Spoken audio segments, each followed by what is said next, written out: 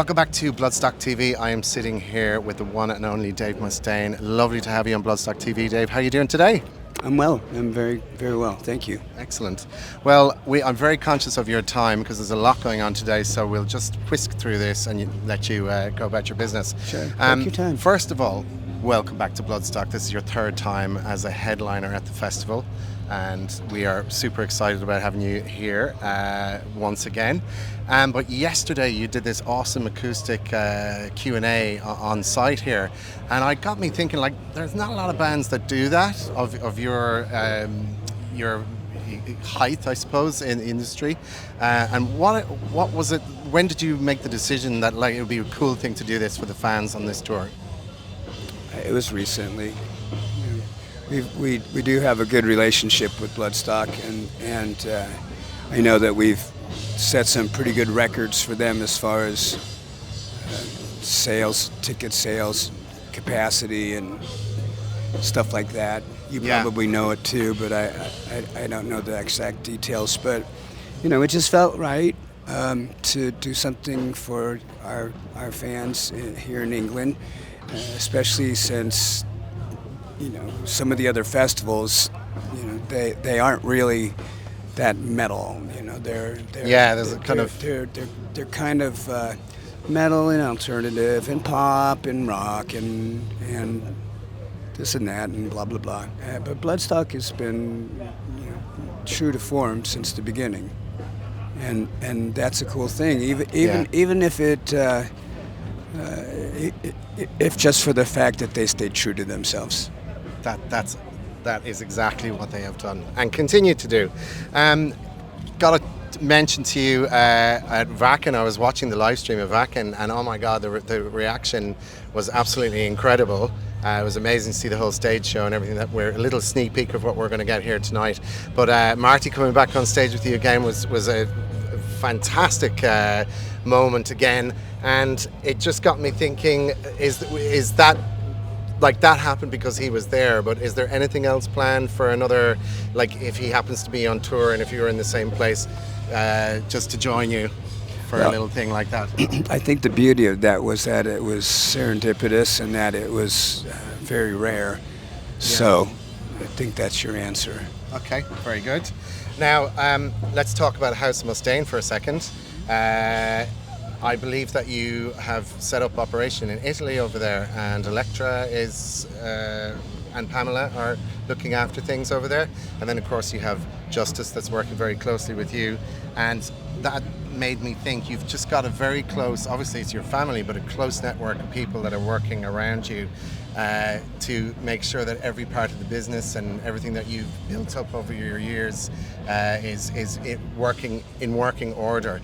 And with that being said, do you find that it's like working with family is does it have its moments where you're kind of pulling your hair out, or is everybody in a good place? Well, you can't fire your family. Yeah. So, but I need to clarify some things. As far as House of Mustaine wines are concerned, that's Pam and Electra, and they have been working feverishly for that. I did the heavy lifting of getting our name to be recognizable. Sure. And, we all were smart and saved so that we would be able to do this. Our business is in Tennessee, and we bought a building on a farm. It was actually a farm that's not complete, but the vines are all there. Oh, right. Okay. So we bought a house over in Marche, Italy, and Pam and Electra have been going there and keeping the journal on the House of Mustaine thread on Instagram is one of the places you can follow, and also at their website. But they're showing all the fun that they do and the foods that go with the different wines and so on. My whole thing was I was the taster. Oh, yeah? Not because I like to drink, but because I don't like the taste of alcohol. And when I would taste it, I would go, yeah. because the alcohol taste would be too strong. Sure. Of course, I've never experienced that with any of our wines. We've got award-winning wines. We're working with some of the best winemakers on the planet. Electra is actually a licensed sommelier now. Yes. And she's going for her second sommelier certification. Wow.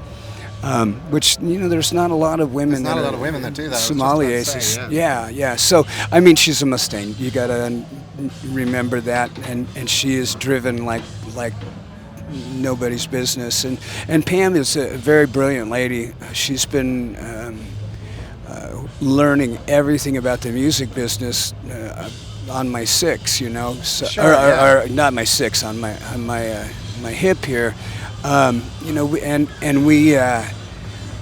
It's a fun thing because we're not in this to cash in, cash out. This is going to be a family thing for us. You can tell. Yeah. Because we planted the vines on the very first time we did this back in Fallbrook, where we lived, where the Symphony Interrupted wine was created, and I had some property there, and we turned it into a vineyard, and I was hand planting those vines. So it's a family thing now. And I love watching things grow anyway. Yeah, especially, literally growing like the business itself and moving into Europe with it and whatever.